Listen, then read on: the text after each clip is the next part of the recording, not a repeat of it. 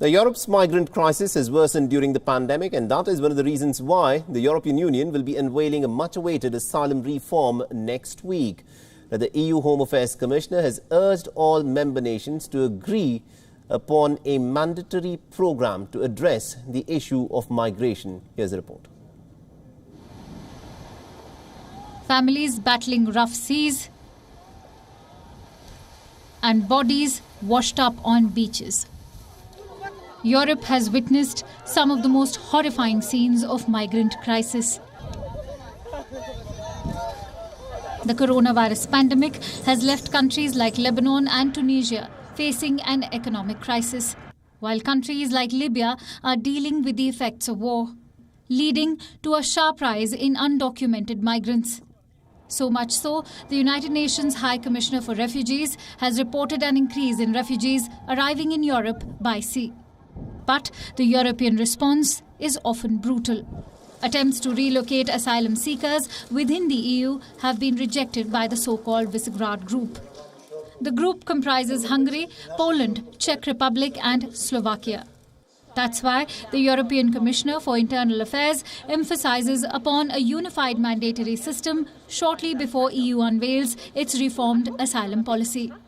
I think it's obvious to everybody that ad hoc solidarity or voluntary solidarity is not enough. I think that has been proven for many years now.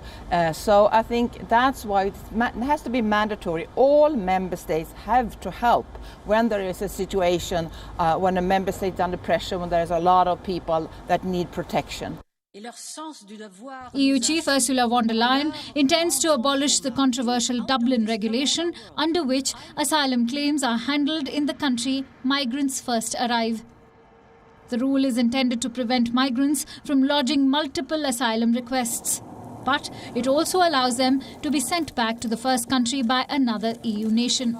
Countries like Greece and Italy argue this is unfair, as they are often on the front line of migrant arrivals.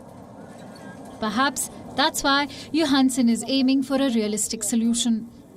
I'm not naive. Of course, this is a very difficult task.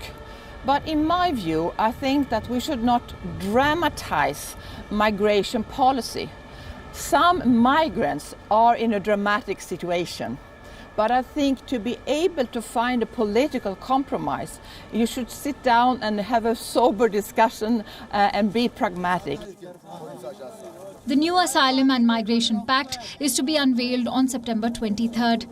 The unveiling arrives 2 weeks after blazes in the Greek migrant camp of Moria left thousands homeless.